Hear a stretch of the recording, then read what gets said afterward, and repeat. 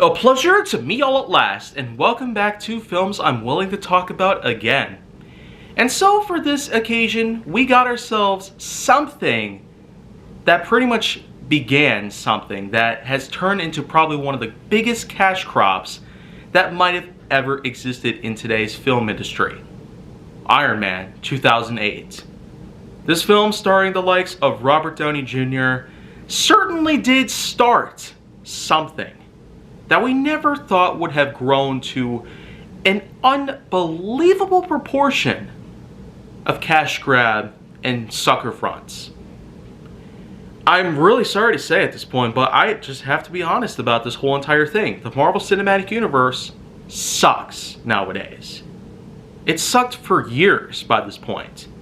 It's done nothing but reel us in with well-known actors, highly likable characters, and a ginormous comic book series created by the one and only Stan Lee. But even after the death of Stan Lee, it seems that the well-known legacy that has certainly been around for centuries by this point, of simply giving us a cultural icon known as a hero, transforming it into a superhero, and giving kids and adults alike an enormous proportion. One that we never would have seen coming way back in the day. But yet, in terms of how superhero movies are done today, it's unbelievable just knowing how many films are out there nowadays. It just really makes you wonder, who even does any of this? Who could do anything like this?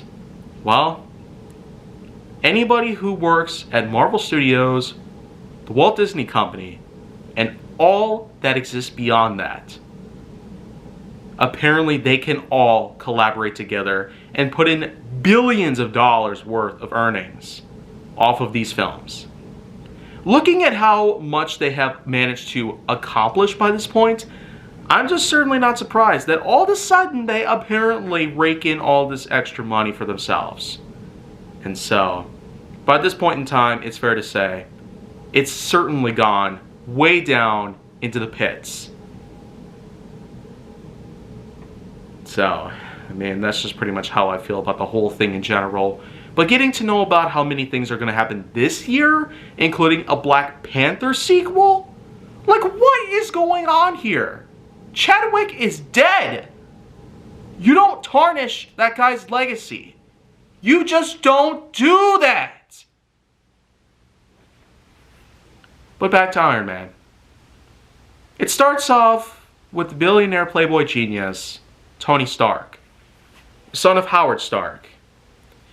And this guy basically ends up in the middle of the Middle East and ends up getting captured by a group of terrorists. And these terrorists basically put this guy to slave work and all that, yada yada yada, but eventually gets the bright idea to escape from these captors by building a suit made out of iron and building some weaponry onto it. And after retreating safely back home, well, Stark gets the bright idea to stop selling weapons to the Middle East and these terrorist groups out there. But that, of course, doesn't stop a lot of things from going wrong, including the fact that Stark eventually gets the idea to upgrade this iron suit to something more different. Iron Man goes into Mark II, Mark III, and Mark IV. That's right. 4 variations of Iron Man show up before the film is even at the credits. I mean, you can really just consider a lot of things out there. It just gets down to the point where you really have to wonder exactly why on earth does that have to happen so many times? Like, can it just show us one Iron Man suit and let that be the end of it? But I feel like I'm going way too deep on it way too quick here.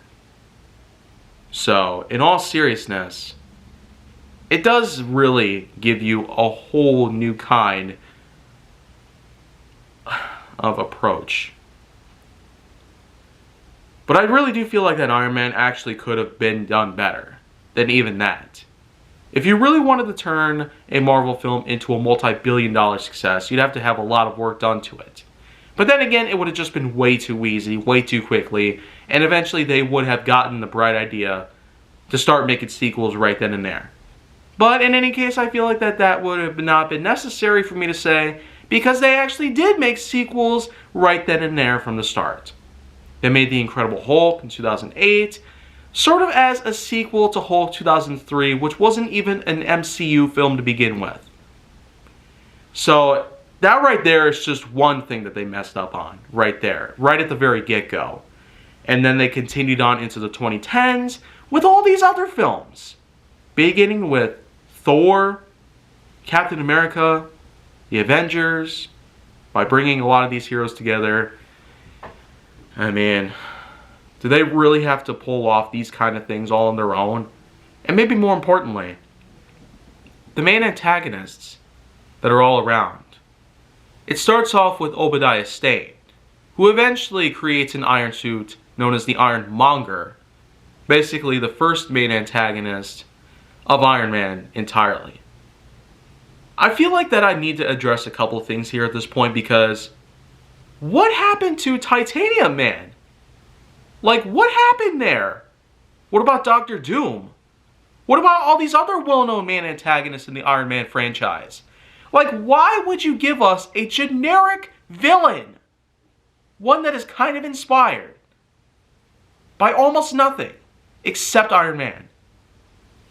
But then again, I mean, there's been a lot of main antagonists that were directly inspired from the likes of these well-known heroes. Like, we got Syndrome, for example, from The Incredibles, who basically just took a little bit of ideologies out of Mr. Incredible himself and turned into his nemesis. And so, I feel like I'm just getting a little too out of my league here. Joke's on me at this point. But if the hat fits at this point, I do not wish to consider Iron Man a good film. I do not wish to consider the MCU a good series. I just simply do not wish for them to continue their works. Especially if you're going to tarnish Chadwick Boseman's legacy by creating a Black Panther sequel this year. As disappointing as that sounds, heart-wrenching and devastating as it could possibly be, well, this is just what they do, apparently. They never stop and listen to reason. Especially from just one guy, as opposed to hundreds of millions of people who continue to go to the theater and waste their money on this stuff. You can spend up to $20 per visit per theater per person. That's a lot of money. When you're living on minimum wage, that's at least 3 hours worth of work that you have before taxes just to buy a movie ticket. You'd have to spend 3 hours at a time making that kind of money just so you can afford to do that. To pay for the ticket, to pay for the food, to pay for anything else that you come across. And so, that's why I've been steering clear from movie theaters for the most part. I'll be more than willing to give them another shot, only because they're only trying to put in these things as theater exclusives. Yeah, for whatever reason, even though we are probably beyond the pandemic right now, we're pretty much at its end by this point. It just seems that we are, in fact, getting a lot of more newer theater exclusives. So this can only mean one thing. People are all of a sudden forgetting that video on demand, streaming platforms, and etc. still exist. Now, that's just undignified by any means. I don't know what else to say about it at this point. And I don't even know if I would want to give this film a ranking by any means. I might as well just leave it be.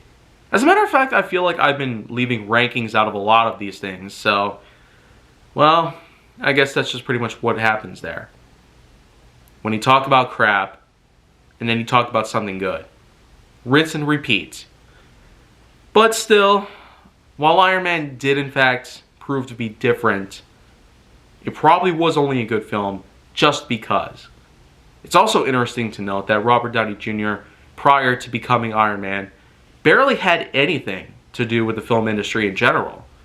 Of course, we've seen Robert Downey Jr. appear in some films, like Natural Born Killers from 1994.